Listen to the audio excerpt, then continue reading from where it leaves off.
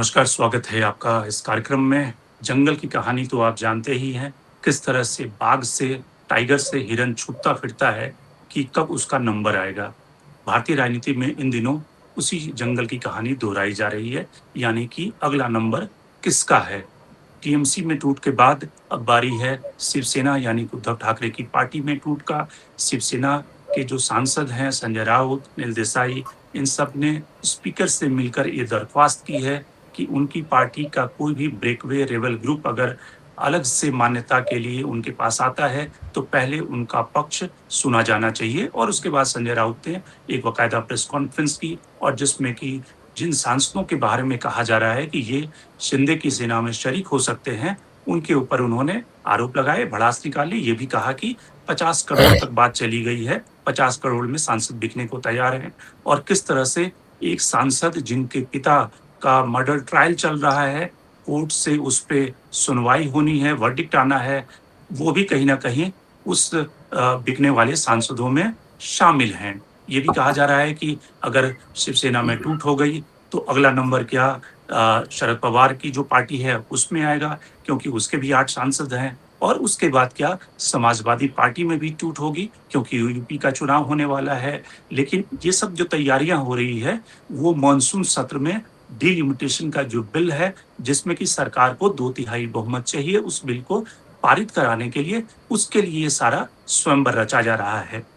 तो इस कहानी को हम समझते हैं, क्यों टूट हो रही है, इसके पीछे का मकसद क्या है, क्यों सांसद बिकने को तैयार हैं आज की तारीख में, अपने पॉलिटिकल करियर को रिस्क पे लेने को तैयार हैं, उन सब के पीछे की कहानी क्या है, और सुप्रीम कोर्ट और डिफेक्शन जो लॉ है हमारे यहाँ, वो किस ताक पर उसे तोड़ा जा रहा है, ये भी हम समझेंगे आज के कार्यक्रम में।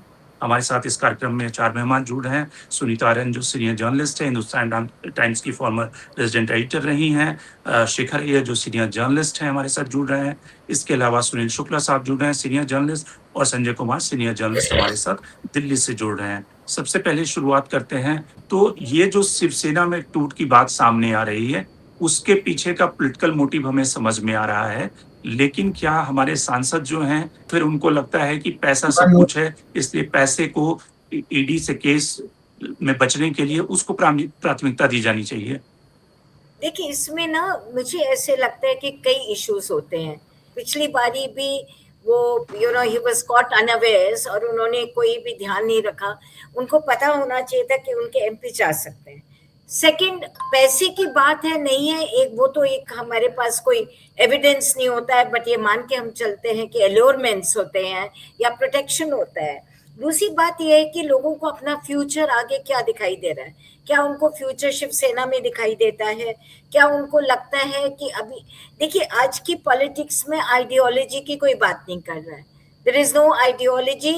ये एक जमाने में था कि हम कुछ पार्टीज हैं जो कि एंटी बीजेपी हैं, बाकी in a society which is ideologically divided into parts, एक तरफ सनातन है, एक तरफ नॉन सनातन है, या आप ये कह लीजिए एक तरफ बीजेपी है और एक तरफ दूसरी पार्टी। वहां पे कुछ पार्टीज हैं जिन्होंने कभी उन्होंने कोई समझौता नहीं किया है बीजेपी के साथ, but there are friendly parties also जिन्होंने पहले करा है, फिर अलग हो गए हैं और उनके मुद्दे एक रहे हैं। हिंदुत्व का एक उनका मुद्दा रहा है, राम मंदिर की लड़ाई दोनों ने मिलकर लड़ी थी। तो ऐसे में जब एक तो आइडियोलॉजी भी नहीं प्रॉब्लम है, एलोरमेंट्स भी है, और आगे का फ्यूचर आज की तारीख में उनको लगता है कि शिवसेना में हमारा क्या फ्यूचर है। तो जब सब चीजें आ रही हैं और दूसरी तरफ से बीजेपी को 3-4 चाहिए, वो अपना पूरा कोशिश कर रहे हैं, तो आई थिंक अभी तो और पॉलिटिकल पार्टीज को अलर्ट हो जाना चाहिए। मेरा जहाँ तक ख्याल है कि ना इतने से भी तो नहीं होता है 3-4, और अगर ऐसे ही होता रहा तो लेकिन सुनीता जी, एक दौर तो हमने ये भी देखा है कि जब बीजेपी के पास 2 सांसद थे, उसके बाद बीजेपी की संख्या बढ़ी, तो यानी कि ठीक है, एक आइडियोलॉजी वाली पार्टी नहीं टूटती है, उसमें थोड़े बहुत जो फ्री बर्ड होते हैं वो इधर-उधर स्विच करते हैं। लेकिन कई सारी ऐसी पार्टियां रही कि जो कांग्रेस अपने डोमिनेंट पोजीशन में थी। हालांकि 1967 वाला जो भी एक एरा हमने देखा है कि जब मेजर डिफेक्शन हुए 67 से 71 के बीच में, तकरीबन 3000 से ज्यादा डिफेक्शन हुए छोटी मोटी पार्टियों में। तो वो दौर भी देखा है कि डिफेक्शन। देखिए हाँ, अभी तो इससे में वही आप ये बताइए, मैं तो आई एम सरप्राइज्ड एनसीपीआई के अभी आपने मेंशन करा कि आगे वो speaker that party is not recognised. वो पार्टी रिकॉग्नाइज्ड नहीं है। Recognition of a political party election commission से उसका एक सेट पैटर्न है, लेड डाउन नॉर्म्स है, उसमें उनको कुछ परसेंट ऑफ वोट्स लेकर आने कुछ स्टेट्स में। तो क्या बिना इलेक्शन जीते उस पार्टी ने कोई इलेक्शन नहीं जीता, उनको 800 या 1000 वोट मिले, क्या वो पार्टी रिकॉग्नाइज की जा सकती है इलेक्शन कमीशन से? और अगर इलेक्शन कमीशन नहीं करता है तो क्या स्पीकर रिकॉग्नाइज कर सकते हैं? मतलब आज की तारीख में लीगैलिटीज, एंटी डिफेक्शन लॉ, ये सब मुद्दे नहीं रह गए हैं। आज की तारीख में आइडियोलॉजी भी नहीं है, तो जिसको जो सूट कर रहा है वो कर रहा है। And we are returning to, आप मेरा जहाँ तक है जिस दौर की आप बात कर रहे हैं उसके आगे बढ़ रहे हैं, वहां नहीं, हम और आगे जा रहे हैं। सुनील जी, आपसे इस सवाल को लेते हैं, क्या आपको लगता है कि ये रिस्क है आने वाले दिनों में भारत के लोकतंत्र में कि कोई पार्टी अगर 100 का आंकड़ा भी ले आए और वो जोड़ तोड़ करके सरकार बना ले, 272 के आंकड़े पे पहुंच जाए और उसके बाद उसके पास ईडी है, तो वो मेजोरिटी 300, 350, 400 तक पहुंचा सकता है? क्योंकि 240 सीटें जो बीजेपी लाई थी और जो लॉस हुआ था उनको, वो लगता है कि इस जुलाई के सेशन आते आते तक वो पहुंच जाएगी एनडीए के सहारे, या फिर और पार्टियों के सहारे वो आंकड़ा तकरीबन 300 क्रॉस करने वाला है। धन्यवाद रविवेश जी। भारतीय जनता पार्टी ने वो रास्ता दिखा दिया है। किसी भी तरह से इस बहुमत के आंकड़े को या संविधान संशोधन के लिए आवश्यक जो 2/3 का बहुमत है वो भी पालेगा। आज जो पार्टियों में बिखराव हो रहा है या दलबदल हो रहा है वह किसी राजनीतिक कारण से नहीं हो रहा है। ऐसा नहीं है कि लोग अपने राजनीतिक दल में संतुष्ट हैं, अपने राजनीतिक दल की कार्यशैली से असंतुष्ट हैं और वो दल बदल करके सत्तारूढ़ दल की ओर जा रहे हैं। ये आप जितने दल बदल की घटनाएं देखेंगे, कुछ न कुछ इन सांसदों के खिलाफ कहीं कोई जांच है, कोई एफआईआर है, कहीं पे इनके खिलाफ केंद्रीय एजेंसियां काम कर रही हैं, नहीं भी कर रही हैं तो यूं ही इनको नोटिस जारी कर दी जा रही है। ये बाकायदे केंद्रीय एजेंसियों का दुरुपयोग करके दबाव के कारण इन पार्टियों को तोड़ा जा रहा है। आप ये टीएमसी का जो की टूटन है, कल तक आप उसी ममता बनर्जी के साथ आप वोट मांग रहे थे, उसी अभिषेक बनर्जी के साथ आप वोट मांग रहे थे, अचानक आपको लगने लगा कि अभिषेक बनर्जी की कार्यशैली इस लायक नहीं है कि आप उस पार्टी में रह सके। एकनाथ शिंदे साहब कल तक वो उद्धव ठाकरे के साथ काम कर रहे थे, अचानक उनको एलान होने लगा कि नहीं, उद्धव ठाकरे के साथ नहीं काम किया जा सकता। अब इन्होंने जो पार्टी का की जो नीति है, सोच है, उससे अलग हो गए हैं। तो ये केवल और केवल दबाव में, और क्यों, और इसलिए भी कि जितनी टूट की घटनाएं हो रही हैं उसके सबके पीछे भारतीय जनता पार्टी है। भारतीय जनता पार्टी के नेताओं की उसमें व्यूहरचना है, उनका मेल मिलाप है, इन सांसदों से उन नेताओं का संपर्क है, ये सब कुछ उसके पीछे भारतीय जनता पार्टी है। और भारतीय जनता पार्टी यह टूट पहले क्यों नहीं कर पाई? सत्ता में नहीं थी, और आने वाले दिनों में जब भारतीय जनता पार्टी सत्ता से बाहर होगी तो इतनी ही टूटेगी वो। अब उसने जो भी सत्तारूढ़ दल होगा वो उसको इस रास्ता दिखा दिया कि ये भी एक तरीका है कि आप लोगों को पार्टियों से अलग कर सकते हैं। आपने अपने प्रारंभिक उद्बोधन में कहा कि जंगल में जो एक उसका बोल हुआ था कि जो बकरे की माँ कब तक खैर मनाएगी। ये जंगल का भी नियम नहीं है। एक है ना शेर की, सुना है जंगल के भी दस्तूर होते हैं। जंगल का दस्तूर है कि जब शेर की भूख खत्म हो जाती है तो वह अनायास किसी पे हमला नहीं करता। शेर कभी ये नहीं चाहता कि जंगल के जितने बाकी जानवर हैं सब मार दिए जाए या उनकी कोई ताकत न रह जाए। आज स्थिति है कि भारतीय जनता पार्टी अपने किसी भी विरोधी दल को की ताकत को नहीं बने रहने देना चाहती, और उसकी वजह यह है कि वह इस तरह की राजनीतिक चुनौतियों को स्वीकार करने के लिए तैयार नहीं है। जिन राज्यों में इसके अपने सहयोगी दल रहे हैं सभी को इसने कमजोर किया। जिन राजनीतिक दलों ने पिछले लोकसभा में भी, उसके पहले वाले लोकसभा में भी भारतीय जनता पार्टी के विभिन्न मुद्दों पे मदद की, उसको भी पार्टी ने कमजोर किया, बीजेपी ने कमजोर किया। बीजेडी उसके उदाहरण है आपके सामने, एआईडीएम के उदाहरण है आपके सामने। बीजेडी की स्थिति क्या हो गई?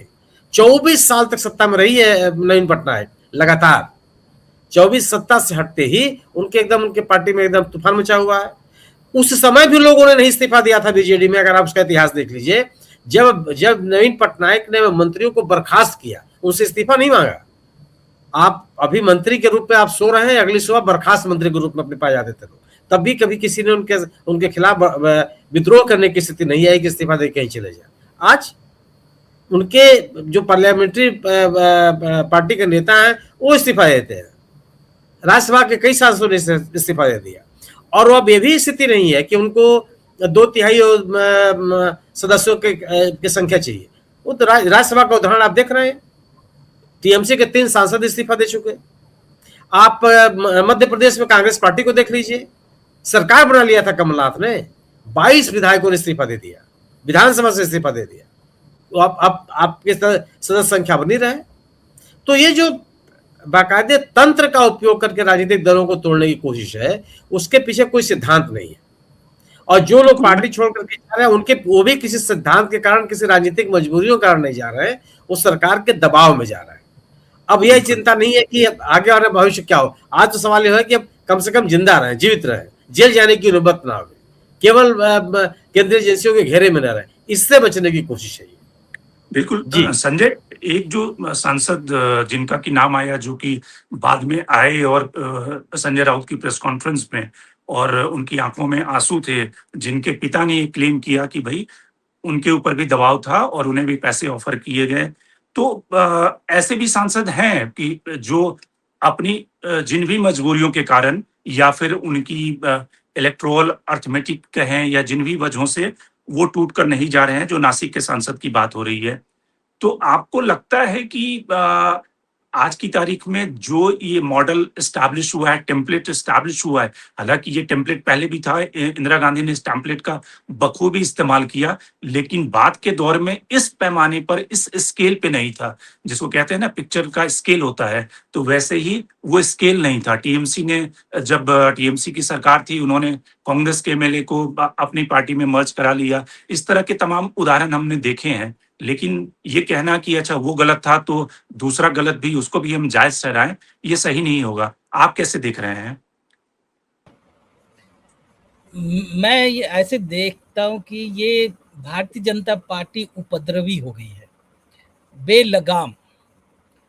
जो जो पार्टी चुनकर आई है गवर्नेंस के लिए, डेमोक्रेसी की रक्षा के लिए, लोकतंत्र को आगे बढ़ाने के लिए, आज वो लोकतंत्र को खत्म करने में सबसे आगे है। न मर्यादा, न कोई लोकतांत्रिक मर्यादा, न कोई लोकतांत्रिक वैल्यूज, कोई भी नहीं। आप देखिए, जब से ये इसको भारतीय जनता पार्टी को ये लग गया है और ये महसूस करती है बहुत क्लियरली, बिना किसी के रोक टोक के जो चाहे आज इस देश में कर सकती है। उसको पता है कि सुप्रीम कोर्ट भी उसे रोकने नहीं जा रहा है। उसको पता है कि इंडिया का कोई भी कॉन्स्टिट्यूशनल इंस्टीट्यूशंस उसके सामने कोई भी रोड़ा खड़ा नहीं करेंगे, जो चाहेगी वो करेगी। आज वही उसी मन से बीजेपी काम कर रही है। आप देखिए, जिस हिसाब से बंगाल में इलेक्शंस हुए, एक तरफा इलेक्शंस हुए, और वो इलेक्शंस को कैप्चर किया गया, उसके बाद से वो सरकार को तो कैप्चर किया ही, अब वो विपक्ष को भी वही डिसाइड करना चाहते हैं कि विपक्ष कौन बनेगा। वही चीज अब वो महाराष्ट्र में लागू कर रहे हैं।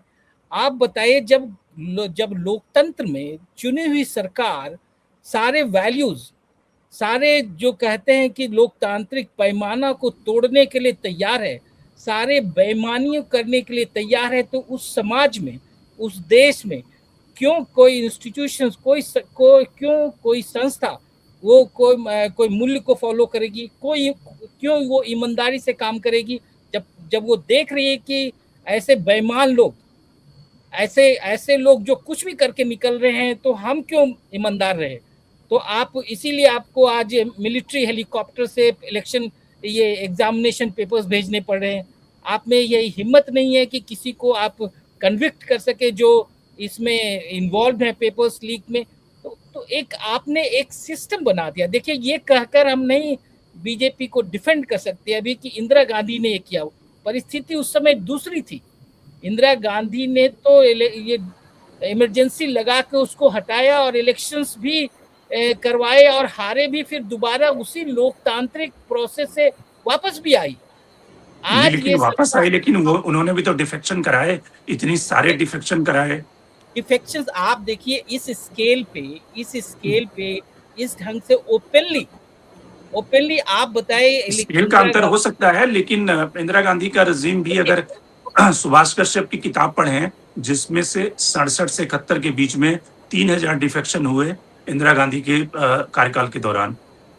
उस अगर अगर वो डिफेक्शंस की बात करते आपकी, तो इंदिरा गांधी कांग्रेस के पूरे जमाने में आप देखिए कितनी छोटी छोटी पार्टियां पली बढ़ी, आगे बढ़ी। आप कांग्रेस के जमाने में आप देखिए कि जो वीपी सिंह भी प्रधानमंत्री बने और आज अरविंद केजरीवाल भी आगे बढ़कर एक राजनीतिक शख्सियत है। वो भी एग्जाम्पल है। क्या वो दौर पॉसिबल है इनके जमाने में? आप देखिए एक एक चीज इन्होंने, जो इनसे सवाल पूछ सकता था, जो मीडिया इनको नंगा कर सकता था, वो मीडिया, मेन स्ट्रीम मीडिया इनके हाथ में है। सुप्रीम कोर्ट जो इनसे खुल्लम खुल्ला सवाल पूछ सकता था, इन पे रोक लगा सकता था, इनके एक एक हरकत पे सुप्रीम कोर्ट या तो आंख बंद कर लेता है या इनकी हरकतों पे मोहर लगा लेता है। तो हम इस राजनीति के इस दौर से गुजर रहे हैं, लोकतंत्र के इस दौर से गुजर रहे हैं, जहाँ पे ये समझिए कि अब ये जो रूलिंग पार्टी है उस लोकतंत्र को खत्म ही करना चाहती है। कोई ठीक कोई है। कोई वैल्यूज नहीं। आप देखिए जिस ढंग से इलेक्शंस हो रहे हैं, जिस ढंग से तोड़ मोड़ करके आप सीधे सीधी आप कब बताइए कि जो इलेक्शंस होने के बाद इस ढंग से पार्टी तोड़े गए, ओपनली तोड़े गए, और ऊपर से आप एक ऐसी पार्टी के साथ मर्ज करवा रहे हो जिसका अपना ही कोई मेंबर नहीं है। अब आप बताइए कहाँ एग्जाम्पल है? तो ये एक एजिटेट करता है ओपनली बीजेपी इस देश में लोकतंत्र को खत्म करने का बीड़ा उठाई हुई है। एक ऐसे पार्टी, एक सिस्टम बनाना चाहती है जिसमें केवल वही रहे, उनकी बात चले और सब लोग गुलाम की तरह रहें। ये एक नया कॉलोनियल माइंडसेट के साथ काम कर रहे हैं, जो मेरे ख्याल से इस देश को कहीं नहीं ले जाता है। इस देश को या ठीक है। तो जो फेल्ड रिपब्लिक है दक्षिण एशिया में, पाकिस्तान, बांग्लादेश, हम वहीं जाके खड़े हो रहे हैं, हम आगे नहीं बढ़ रहे हैं। We are failed Shekhar, republic, going to be the bill, failed republic. बिल्कुल। शेखर, अब सुप्रिया सुले के पास क्या ऑप्शन है, या अखिलेश यादव के पास क्या ऑप्शन है? कई सारे लोग ये भी कह रहे हैं कि इन पार्टियों में बगावत इसलिए हो रही है क्योंकि उद्धव ठाकरे अपने सांसदों से मिलते नहीं हैं। जब वो आते हैं मिलने के लिए, घंटों घंटों इंतजार करना पड़ता है। उसी तरह से अभिषेक बनर्जी के का हाल तो सब लोग जानते ही है, किस तरह से अभिषेक बनर्जी अपने सांसदों को अपने इलेक्टेड रिप्रेजेंटेटिव के साथ बिहेव करते थे। आपको लगता है कि ये सारे फैक्टर जिम्मेदार हैं, या फिर असली कहानी कुछ और है? क्योंकि जब सूरज उग रहा होता है, जब आप जीत रहे होते हैं, सरकार में होते हैं, पावर में होते हैं, तो ये सारी बातें जायज़ हो जाती है, क्षम्य हो जाती है। लोग घंटों, महीनों इंतज़ार करते हैं अपॉइंटमेंट के लिए, तब भी उस पार्टी में बने रहते हैं। तो क्या सुप्रिया सुले को क्या करना चाहिए? उनके लिए क्या सलाह है आपको? नहीं शंकर जी, आपने सही कहा, इन पार्टियों में जो हो रहा है, और मैं तो मानता हूं कि आज अगर उद्धव ठाकरे के पार्टी में इतना दिक्कतें हो रही है, मुश्किलें, उसका कारण, मूल कारण है संजय राउत। जिस तरह गालियां दे रहे और कह रहे 15 करोड़ 15 करोड़, अरे 15 करोड़ में संजय राउत खुद चले जाएंगे। देखिए जो पार्टी की हालत बनी है उसका कारण वही है। और अब देखिए उद्धव ठाकरे भी कोशिश कर रहे थे ना किसी तरह इस गठबंधन में आने के लिए।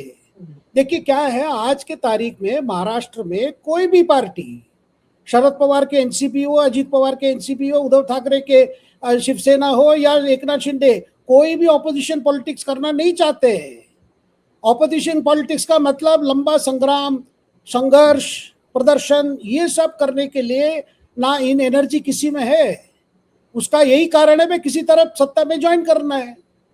और जब उद्धव ठाकरे सीएम थे तभी तो सारे एमपी एमएलए नाराज थे, कांग्रेस के भी नाराज थे और एनसीपी के भी नाराज थे। शरद पवार स्वयं बोले।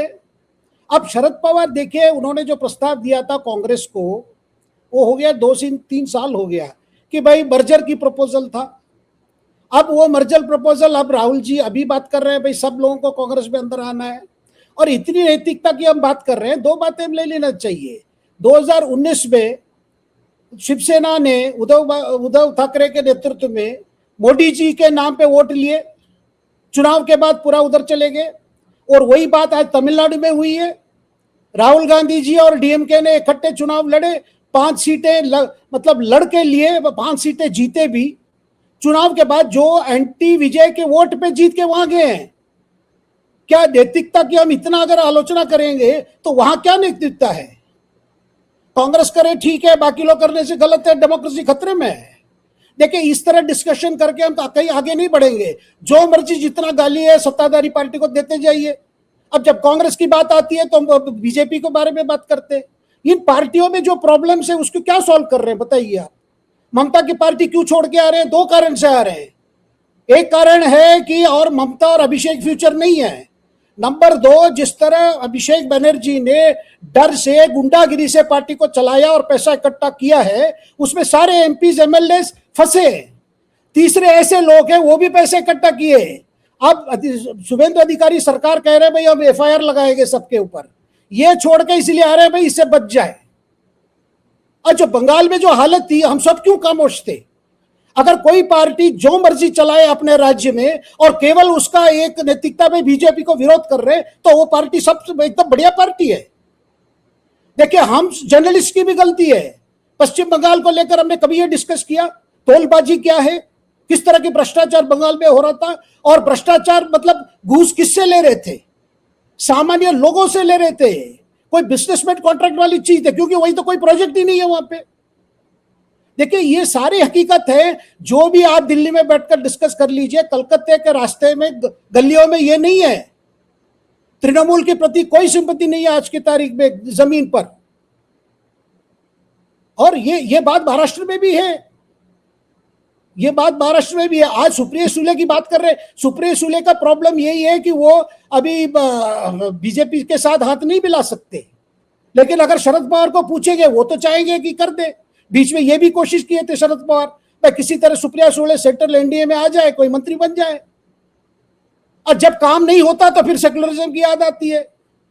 देखिए, इतने डबल लेकिन शेखर, अगर इस आर्गुमेंट को ले लिया जाए तो फिर तो राष्ट्रीय सरकार बन जानी चाहिए। मैं आर्गुमेंट की बात नहीं कर रहा हूँ। नागालैंड में जैसे कि अपोजिशन और सरकार दोनों मिल गई थी। नहीं, मैं आर्गुमेंट नहीं दे रहा हूँ, मैं एक हकीकत सामने ला रहा हूँ। एंटी डिफेक्शन लॉ की तो दर्जी उड़ रही है, लेकिन उड़ने का काम क्या है? क्यों ऐसे हो रहा है? 2019 में क्या हुआ था? जब बीजेपी के साथ मिलकर वोट लेकर वो पार्टी इधर आ जाए तब हम खुश हैं, भाई सेकुलर बच गया। देखिए, ये डबल स्टैंडर्ड अगर जर्नलिस्ट भी बात करें ना बार बार तो हम ही देखते रहेंगे। भाई तब आप लोगों ने क्यों नहीं बोला कि जो कांग्रेस, जो शिवसेना ने किया गलत किया? तब क्यों रिजाइन करके दोबारा क्यों जीत के क्यों नहीं किए? और उनको यह था भाई शरद पवार बोले, कांग्रेस बोले आपको बना देंगे। कांग्रेस पार्टी और शिवसेना के बीच में क्या कॉमन था और आज क्या कॉमन है?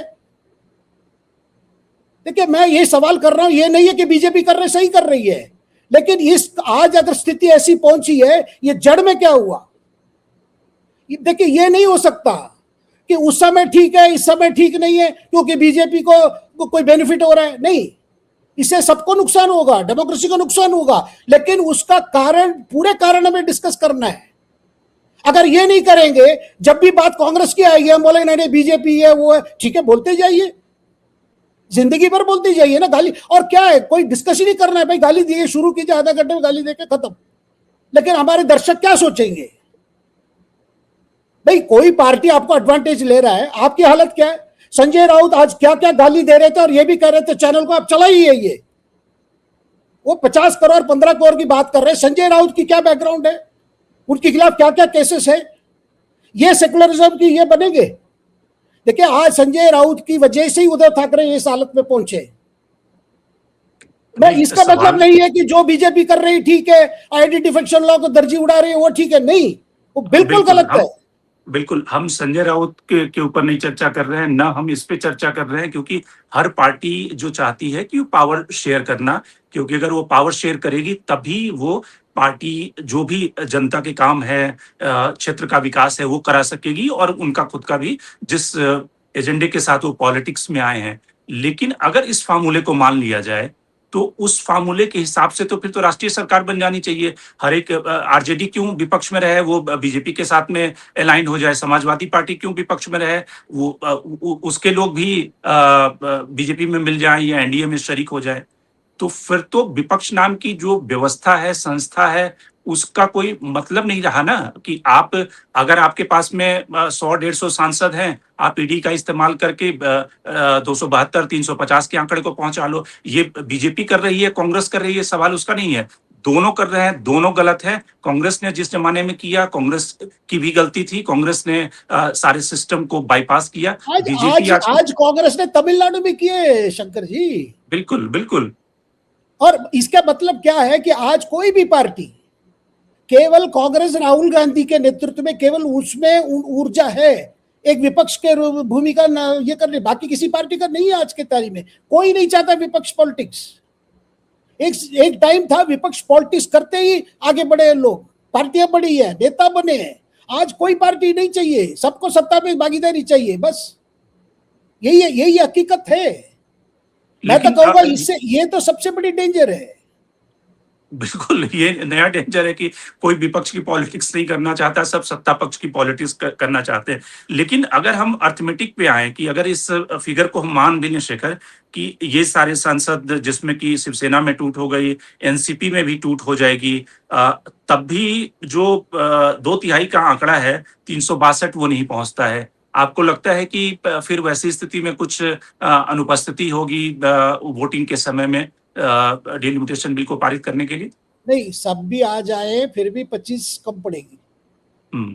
लेकिन ये कैलकुलेट कर रहे हैं, डीएमके का अभी रवैया बदल रहा है। डीएमके ने पूरा राहुल गांधी के खिलाफ ये कर दिया है। वो अभी बात कर रहे हैं अखिलेश को सामने रखकर एक नॉन कांग्रेस नॉन बीजेपी ये गठबंधन की बात कर रहे हैं। अब क्या हो गया है, देखिए ये डिलिमिटेशन फॉर्मूला को लेकर जो चल रहा है, वो कानून में वो नहीं था कि 50% बढ़ा दो, वो 50% जो बढ़ा हुआ सीट है वो महिलाओं को दे दो। अब कह रहे हैं कि नहीं, कानून में ही ला देंगे। अब क्योंकि डीएमके विपक्ष पार्टी बन गया है, उस समय सत्ता पार्टी में था, उनका वो भी था भाई हम वापस आएंगे। अगर वापस आएंगे, तमिलनाडु और पौंडीचेरी मिलाकर 40 सीटें, उनको ये था भाई पूरा के पूरा साफ हो जाएगा। जैसे हमको ये 19 में मिला, 2024 में मिल जाए, वो भी मिल गया। अब क्या है, क्योंकि वो अपोजिशन पार्टी बन रहे हैं और विजय पार्टी की जो जिस तरह की परफॉर्मेंस रही है, उनको अब उम्मीद नहीं है कि 39-40 में से पौंडीचेरी को भी मिलाकर, उनको अभी ये नहीं है कि भाई हम कुछ पाएंगे। तो वो तो अभी चाह रहे भाई सीट बढ़ा दो, अच्छा है। अगर 40 सीट 60 सीट हो जाएगी, कम से कम तो पूरे 60 तो विजय के गठबंधन कांग्रेस जीत नहीं पाएगी। अब क्या है, हर पार्टी का रवैया अपना जो परिस्थिति है उससे देखकर करते हैं, जहां पे कहां है उससे लेकर है। बाकी एंटी डिफेक्शन लॉ, डेमोक्रेसी आप और हम के लिए बहस करने के लिए है। बिल्कुल। तो ये काउंट कर रहे हैं कि डीएमके आ जाएगा, क्योंकि राज्यसभा में हो रहा है, लगभग हो गया है। केवल आज के तारीख में ये सारे टूट के आ जाए, शिवसेना आ जाए भी, फिर भी 24-25 की शॉर्टेज है। तो वो शॉर्टेज का समाजवादी पार्टी से होगी या सब? नहीं, मुझे देखिए उत्तर प्रदेश का स्थिति अलग है। मुझे लगता है ये राजभर जी ने आज जो बलून छोड़ा है, ये ट्रायल बलून है। और यूपी चुनाव आ रहा है, यूपी में सबके लिए दिक्कत है, सबके लिए चैलेंज है। देखिए ऐसा नहीं है कि बीजेपी के लिए आसान है क्योंकि बाबा है, नहीं, बाबा है तो एक एडवांटेज है, लेकिन साथ में बाकी एमएलएस की एंटी इनकम्बेंसी है, आपके मंत्रियों की एंटी इनकम्बेंसी है। और जमीन स्तर पर हमने जो देखा चेंजेस 24 में, बनारस में, वाराणसी में, प्रधानमंत्री के क्षेत्र में बीजेपी का कितना घट गया जो गैप। देखिए आप कभी वोटर की मूड प्रिडिक्ट नहीं कर सकते। तो मुझे लगता है राजभर हमेशा ऐसा कुछ ना कुछ कहते हैं, लेकिन आज क्या कह रहे हैं, पूछ रहे भाई क्या फायदा, कह रहे क्या फायदा, बच जाएंगे। देखिए जिस तरह बातें कर रहे हैं, मुझे नहीं लगता कि बीजेपी राजभर जैसे नेताओं के साथ कोई ये कर रहा है। मुझे लगता है ये स्वयं एक ट्रायल बलून है। हो सकता है बीजेपी पीछे, लेकिन इतना आसान नहीं है कि सपा के जो संसद ऐसी जंप मारेंगे, मुझे नहीं लगता। ओके, तो सुनीता जी, असली जो सवाल है, वो मूल जो प्रश्न है, वो अभी भी जिसका जवाब नहीं मिला है कि बीजेपी को अचानक से महिलाओं की संख्या बढ़ाने के लिए डिलिमिटेशन बिल को पारित कराना है जो कि ऊपरी तौर पे जिसको कहते हैं कि फेस तो वो है, लेकिन असली जो एजेंडा है कि किस तरह से ज्योग्राफी बदली जाए और अपने हिसाब से फेवरेबल सीट बनाई जाए। तो आपको लगता है कि ये सारी टूट-फूट, क्योंकि अभी तक तो अप्रैल के महीने तक, मार्च के महीने तक, जनवरी तक सब कुछ स्मूथ चल रहा था। अचानक से वो बिल लाया गया और उसके बाद ये सारी कवायद कायनात के सारे घोड़े खोले गए कि भई 2/3 बहुमत जुटाओ। तो 2029 में जीतने का फ़ॉर्मूला यही है, डिलिमिटेशन। देखिए मुझे लगता है कि अगर आप उसको और तरह से देखें, डिलिमिटेशन का आप और हमको पता है, उसके अलावा क्या एजेंडा है वो हो सकता है हमें और आपको ना पता हो, और उसके बारे में हम डिस्कशन भी नहीं कर रहे हैं। बट अगर आपकी रीजनल पार्टीज वीक हो जाती हैं, अगर शिवसेना बिल्कुल ही जो पहले 7 सीटें ले आए वो भी 9 ले आए, वो भी नहीं ला सकते हैं, टीएमसी वीक हो जाती है, बीजेडी वीक हो जाती है, तो 2029 में उनकी लड़ाई बहुत आसान हो जाती है। उड़ीसा में कोई चैलेंज नहीं है, बिहार में अभी आरजेडी उभरी नहीं है, टीएमसी, वेस्ट बंगाल, आप बड़े स्टेट्स ले लीजिए, तमिलनाडु की पॉलिटिक्स बिल्कुल बटी हुई है। तो अगर आप देखेंगे जो बड़े स्टेट्स हैं वहाँ की रीजनल पार्टीज के वीक होने का और कांग्रेस का रिवाइवल ना होना, उससे इट इज एडवांटेज बीजेपी, बड़े आराम से इन स्टेट्स की पॉलिटिक्स में वो अच्छा कर पाएंगे। दूसरा, ये जो आप डिलिमिटेशन की बात करें वो तो है। थर्ड, मुझे लगता है कि जो पहले जो लीडरशिप हुआ करती थी डिफरेंट पॉलिटिकल पार्टीज की, वो स्ट्रांग होती थी। मायावती जी आज के जमाने में दिख रहा है कि वो बिल्कुल इनएक्टिव हैं, डरी हुई हैं, पर उनके एमएलए इतना डरते थे कि अगर बहन जी को कुछ पता चल रहा है तो वो कह रहे हैं वो टिकट नहीं देंगी, वो बात अलग है, बट अगर किसी और पार्टी से हम टिकट ले लेंगे तो घेर के हमें हराएंगे। अब वो लीडरशिप भी वीक हो गई है। थर्ड, वोटर को भी फर्क नहीं पड़ता है। आज आप इस पार्टी से दूसरी पार्टी में चले गए, आप इस पार्टी से उधर, वो बेसिकली एक जो आप कह रहे हैं डिक्लाइन आया है, जो एक सोच में हर तरह से वो ऑल परवेसिव है, हर जगह आया है, वो पार्टीज में भी है वो। तो मुझे लगता है ये खाली डिलिमिटेशन है, मुझे नहीं लगता ये 2029 की तैयारी भी है, वो स्टेट्स में अपने ओपोनेंट्स को कमजोर करने की तैयारी है। और रहा यूपी की बात, तो अगर अखिलेश को इन तरह के स्टेटमेंट से अनसेटल कर देते हैं, वैसे ही वेस्ट बंगाल के बाद थोड़ा सा एक माहौल ये बना कि बीजेपी इज इनविंसिबल बिकॉज वो हर तरह के मैनिपुलेशंस कर सकती हैं जीतने के लिए। तो अगर इसका माहौल बनेगा तो उसमें वो वोटर्स को पास जाएंगे, अपने इलेक्शन की तैयारी करेंगे, अपने काडर का मोरल हाई करेंगे, या वो अपने एमपीज को एक साथ रखेंगे। तो it has become a little difficult, क्योंकि स्मॉलर पार्टीज में 1/3 लेना, 2/3 लेना 37 में से कोई बहुत आसान हो जाता है।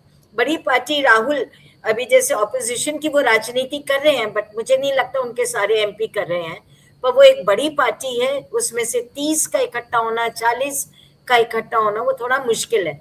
तो नंबर्स इस समय कांग्रेस के साथ है, बट कांग्रेस में ऑपोजिशन की लड़ाई इस समय खाली राहुल कर रहे हैं, उनके एमपीज तो बहुत ज्यादा नहीं दिखाई देते हैं। बिल्कुल, तो कुल मिलाकर बड़ी बात यह है कि जो नहीं रमेश जी सवाल है, रमेश जी हाँ, सवाल हाँ, ये नहीं है, सवाल ये है कि अभी तमिलनाडु की बात की गई थी, नारी बंधन अधिनियम के खिलाफ कोई सांसद नहीं है, कोई पार्टी नहीं है, कोई नहीं। उस कानून को लोगों ने सर्वसम्मत से पास किया था। डिलिमिटेशन सभी राजनीतिक दलों के लिए चुनौती है, और यह कोई कल्पना की बात नहीं है। असम में जो डिलिमिटेशन हुआ है वो सबके सामने उदाहरण है।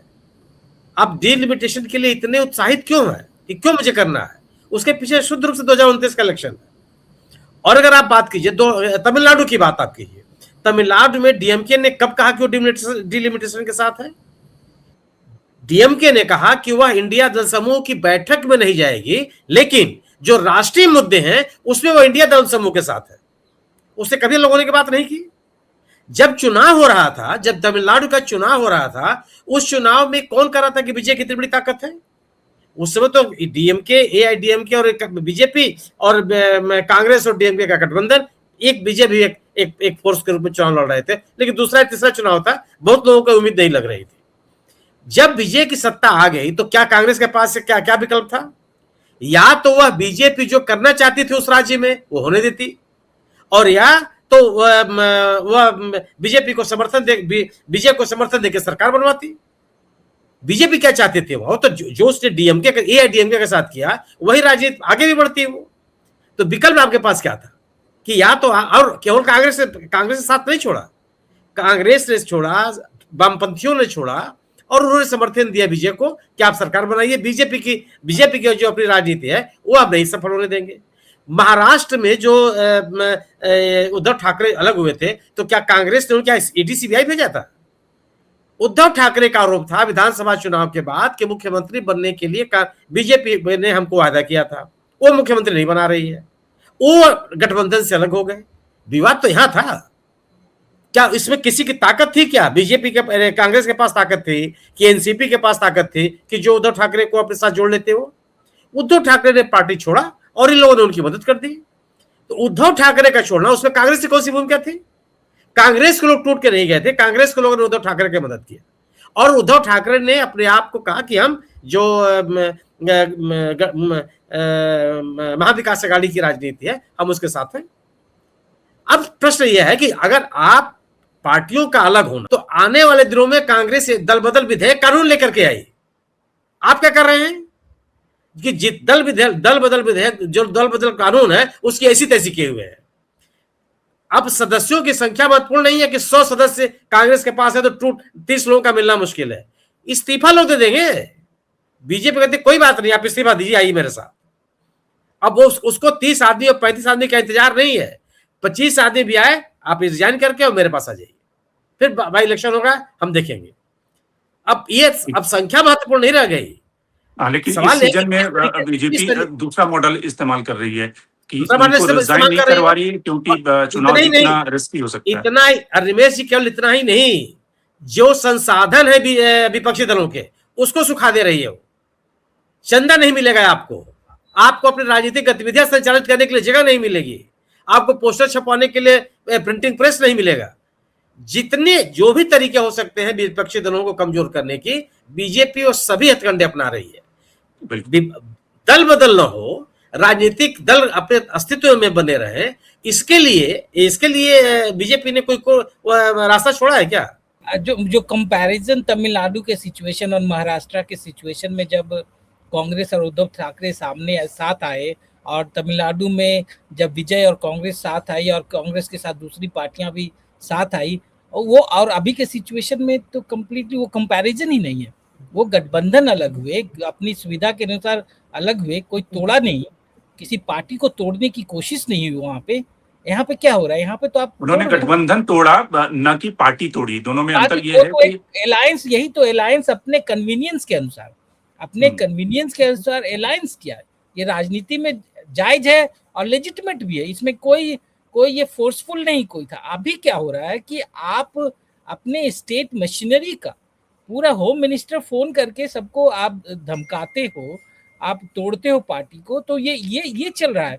और दूसरी बात कि आपके पास अब ये जो 2029 के इलेक्शंस की बात कर रहे हैं आप, इलेक्शंस नॉर्मल इलेक्शंस रहा कहाँ? सब चीज जब आप वोटर्स खुद ही डिसाइड कर रहे हो तो इलेक्शंस कहाँ? आप चाह रहे हो कि जो एक ऐसा सिचुएशन बने कि जब चाहे हम इलेक्शंस जीत जाए। इलेक्शंस मतलब बीजेपी, दैट्स इट। आप वो सिचुएशन क्रिएट कर रहे हो। अब सबसे बड़ा चैलेंज अभी सभी राजनीतिक पार्टी के लिए, मतलब विपक्षी पार्टियों के लिए है कि जो इलेक्टोरल प्रोसेस को कैसे क्लींस किया जाए। ये चैलेंज है। आप इस प्रोसेस में तो एक इलेक्शंस नहीं जीत सकते। महाराष्ट्र में लोकसभा इलेक्शंस हुए जब 2024 में, जो रिजल्ट थे महाराष्ट्र में, जो विपक्षी पार्टियों को जितनी सीटें गई, आप देखिए 4 महीने बाद कैसा बदल गया। मतलब बीजेपी 248 में से 238 सीट जीत गई, वहां पे 148 में 132 सीट जीत गई। अनप्रेसिडेंटेड। आपने एडल्ट पॉपुलेशन से ज्यादा वोटर्स क्रिएट कर दिए। आप ये बात कर रहे हो कि जो मोरालिटी और ये सब अनप्रेसिडेंटेड, जो भी आज इंडियन राजनीति में हो रहा है वो अनप्रेसिडेंटेड है। ऐसा कभी नहीं हुआ। हम इसका अतीत में कहीं भी इसका उदाहरण ऐसा नहीं है। ये बहुत गलत हो रहा है और पूरे सारे सिस्टम को डिस्ट्रॉय करने की बीजेपी कोशिश कर रही है। इसको एक नॉर्मल भाषा में आप इसको एनालाइज नहीं कर सकते, बिकॉज वो सबको डिस्टर्ब कर रहे हैं। ये एक पूरे का जो नॉर्मलसी से दूर चले गई है। बिल्कुल ये नॉर्मल राजनीति नहीं कर रहे, ये इनको काउंटर करने के लिए दूसरा ग्रामर विपक्ष को लाना पड़ेगा, राजनीतिक ग्रामर ढूंढना पड़ेगा कि कैसे इनको काउंटर किया जाए। नहीं तो ये तो जिस हिसाब से सिस्टम इन्होंने बनाया है और बना रहे हैं, उसमें वो हारने के लिए एकदम तैयार नहीं है। इनको लगता है कि डेमोक्रेटिक हार मतलब कि जिंदगी खत्म। दे डोंट बिलीव कि डेमोक्रेटिक हार, डेमोक्रेसी में हार का मतलब भी डेमोक्रेसी में जीत होता है। आप दूसरी बार आ सकते हैं, this is a process. But इनको इतनी अब एक ये कुकर्म ये कर रहे हैं कि बचे रहे। डेमोक्रेसी में हारने का मतलब जिंदगी खत्म। अब ये ऐसे इस सोच में ये जी रहे हैं। बिल्कुल। तो कुल मिलाकर भारत की राजनीति जो है एक ऐसे पड़ाव पर है जहां पर जो विपक्षी दल हैं उनमें न केवल अपने नोमेनक्लेचर, अपने ग्रामर, अपने चुनाव लड़ने के तरीके, अपने नैरेटिव में बदलाव लाना है, बल्कि किस तरह से सत्ता पक्ष से बचकर रहें, किस तरह से अपने सांसद अपने एमएलए की जासूसी करें, उन पे नज़र बनाकर रखें, कब वो टूट जाएँ, कब वो बिक जाएँ, इन सब के ऊपर भी उन्हें 24 घंटे चौकन्ना रहना होगा। शायद सीसीटीवी कैमरे भी उनके बॉडी में फिट कर दें, ताकि उनके मूवमेंट पे नज़र रखे जाएँ, उनके घर में सीसीटीवी कैमरे लगा दें, ताकि उनके घर के मूवमेंट पे नज़र रखे जाएँ। तो भारत की जो राजनीति है एक नए दौर में पहुँच रही है, जहाँ पर इलेक्टोरल प्रोसेस, चुनाव लड़ने का तरीका, सरकार, पार्टी बचाने का तरीका, इन सब में भी संशोधन और नए परिवर्तन की ज़रूरत है। तो आज के कार्यक्रम में इतना ही। सुनीता आर्यन जी आप जुड़ी, आपका बहुत-बहुत धन्यवाद। शेखर आप जुड़े, आपका बहुत-बहुत धन्यवाद। संजय आप जुड़े, आपका बहुत-बहुत धन्यवाद। और सुनील शुक्ला जी आपका भी बहुत-बहुत धन्यवाद। देश और दुनिया की बाकी खबरों के लिए आप बने रहिए डेली न्यूज़ के साथ।